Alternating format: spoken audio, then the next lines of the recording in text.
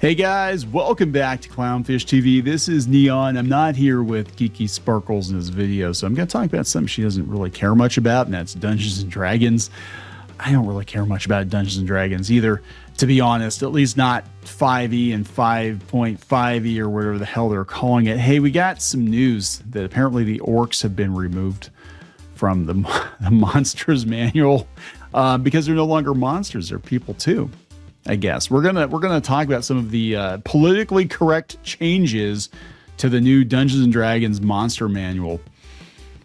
Are you ready for it? Are you ready? Because it's just a very silly game. It's a very silly game for Portland. I think at this point, that's the only people that would be interested in playing this version of Dungeons and Dragons. So before we get into it any further, please subscribe for more pop culture news, views, and rants, guys.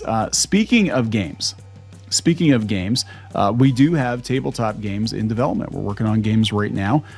In the interim, we are offering a couple of pin sets out on Kickstarter. We just put this up like an hour ago. This is actually our inaugural product under the Nidaria Entertainment brand. And this would be some Shadowbinders pins, Shadowbinders characters. If you guys follow the comic, we have a pin set out there. They're 2-inch hard enamel pins, and we're going to be doing a couple of these pins early in the year. Not just Shadowbinders, but we have some actual like gaming themed pin sets coming as well. And then we're going to move into doing some more graphic novels. We have Crimson Wren 2 up on deck right now. Jose has been doing some work on that, and we also are working on Adventure Engine, which is our tabletop RPG. Which we've been talking about for a while. Hey, it's a lot of work, right? We're trying to reinvent the wheel here. It's a lot of work. It's not a D20 system. So we're working on that, but we also have some card games and stuff that we're working on. We're going to be doing a bunch of stuff, hopefully. And we're just moving everything over to Kickstarter because I don't like Indiegogo that much anymore. I'm going to be honest. I'm not feeling it. I'm really not feeling it on Indiegogo. I didn't like the last couple campaigns we did. I think they were... there's some of their practices I didn't think were very good. Let's just put it that way. So check it out on Kickstarter, the Shadowbinders Steampunk Fantasy Hard Enamel Pin Set Series 1, very first pins with the Nidaria branding on it. Thank you very much. Let's talk about this. So we gotta paint a story here. We gotta paint a picture. We gotta talk about what's up with the Orcs in Dungeons and Dragons, and over the last couple of years, especially some very ass-mad progressive gamers have decided that orcs are problematic. Orcs are apparently a stand-in for black people or something. I thought so with the drow, right? Like all these races, these near-human races, humanoid races, for some reason, we're making it racist by saying that they're stand-ins for real-world human races. And that's never been the case, but, everybody's perpetually offended by everything, so we got to look for something.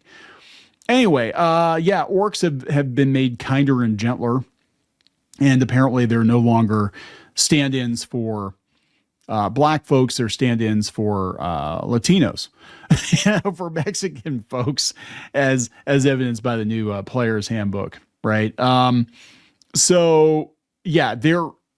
not gone from the game, but they're no longer monsters. So they're not in the Monsters Manual. So let's talk about this. This is news to me, and it doesn't surprise me at all. This has come from Dying Breed Tabletop, so a shout out to him. Liches no longer have phylacteries because it might be offensive to Jewish people. Okay, in the new D&D 2024 Monster Manual, they now have spirit jars. It's better than spit jar, I guess. Also, sphinxes are no longer distinguished by gender, so they're asexual. And no, they actually have language for that too. I'm not even kidding. They're asexual, and they're very brightly colored. I'm not even kidding. Orcs aren't in the book at all. Have a nice day. Yeah, well, let's go out and see. Here's the link. New things to kill. Furries. The Ammo Lords. Okay.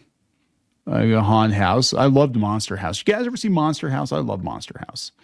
That was a good movie. It was underrated. All right, here are the changes. Let's see here. Gith lore is largely the same. Okay.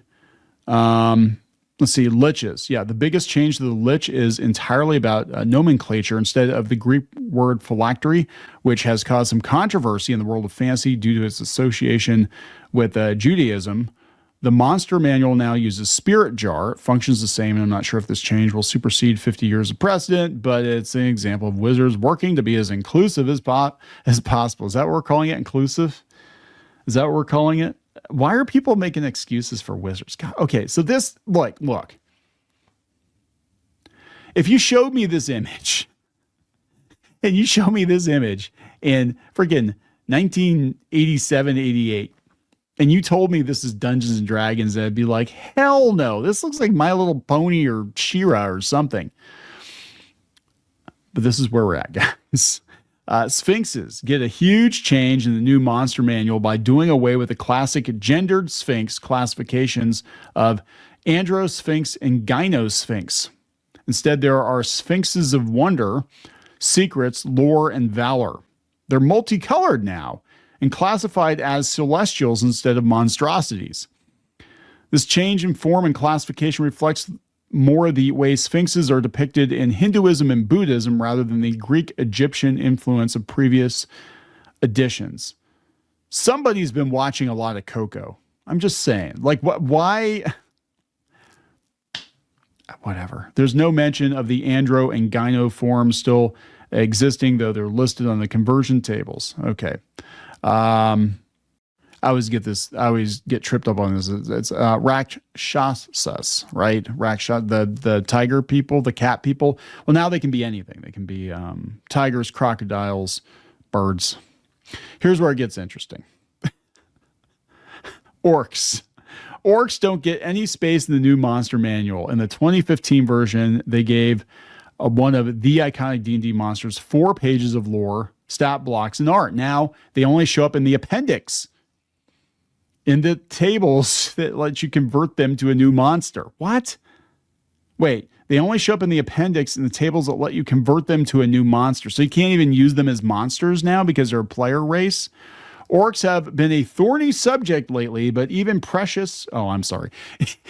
even the precious Portland players. No, even previous D&D books have been able to thread the orc needle without leaving them out entirely.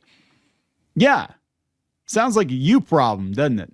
Other races like goblins, kobolds, and hobgoblins are included in the book, but not orcs.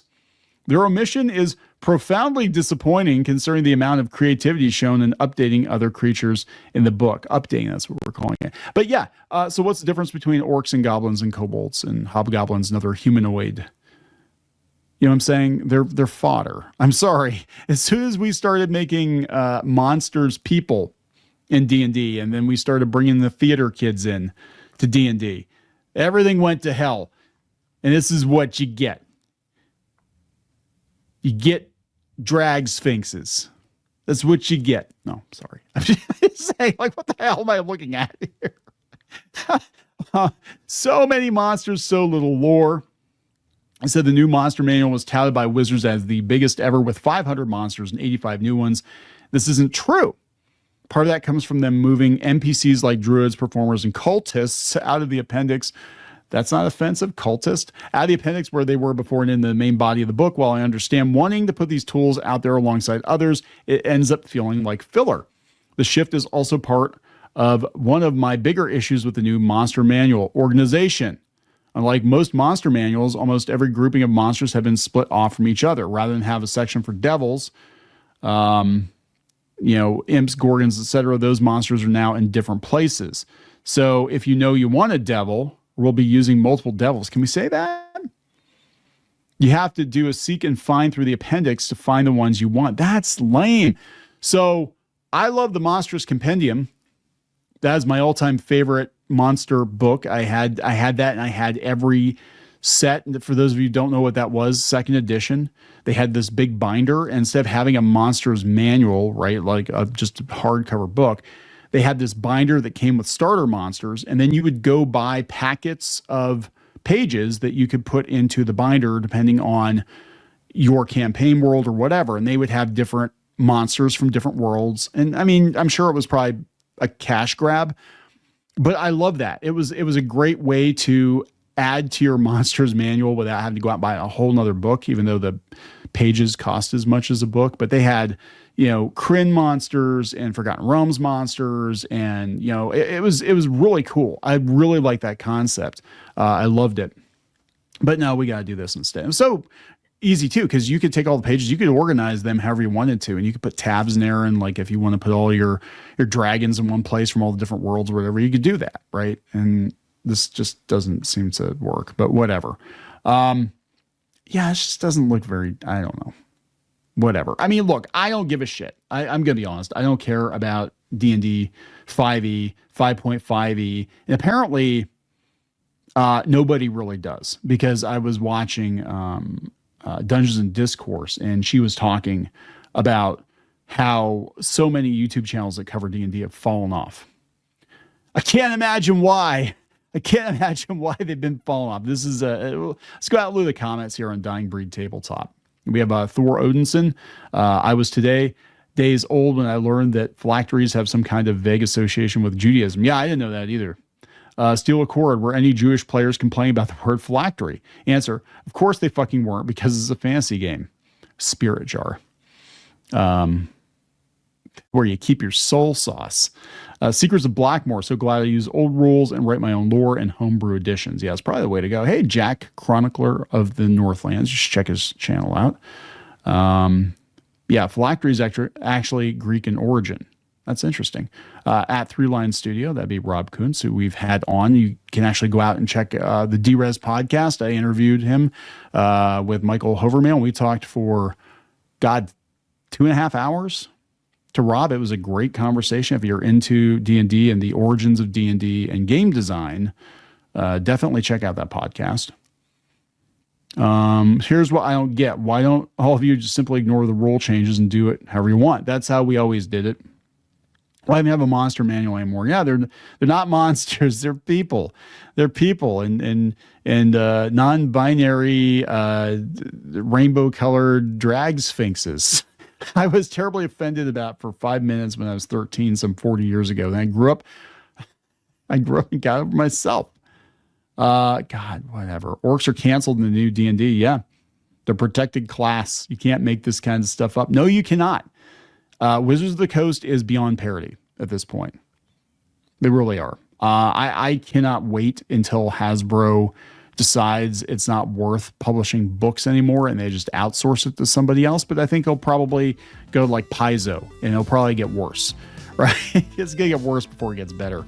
My advice to you, if you want to play D20 tabletop, is go find some old books. Go find PDFs of old books, and don't even waste your time with the new stuff. Or you could wait for Adventure Engine, which is coming out. Actually, Adventure Engine, I want to be very clear up front, it's not a replacement for D&D. We're not trying to be D&D. It isn't even a D20 system, but we're trying to make something that's a lot easier to learn and a lot more accessible for people. And by accessible, I don't mean pussified. By accessible, I mean it's easy to pick up and play. You're not going to spend 3 hours making a character, right? That's kind of what we're going for. But more details will come as we get closer to launching the initial campaign for it. But there we go, guys. This is the understated D&D. I can't even. Just a reminder, check out our first Kickstarter for Nidaria. Greatly appreciate it. I know it's a pin campaign. It's not a big campaign, but we're testing the waters over on Kickstarter. So thank you very much for the support and consideration. We'll talk later.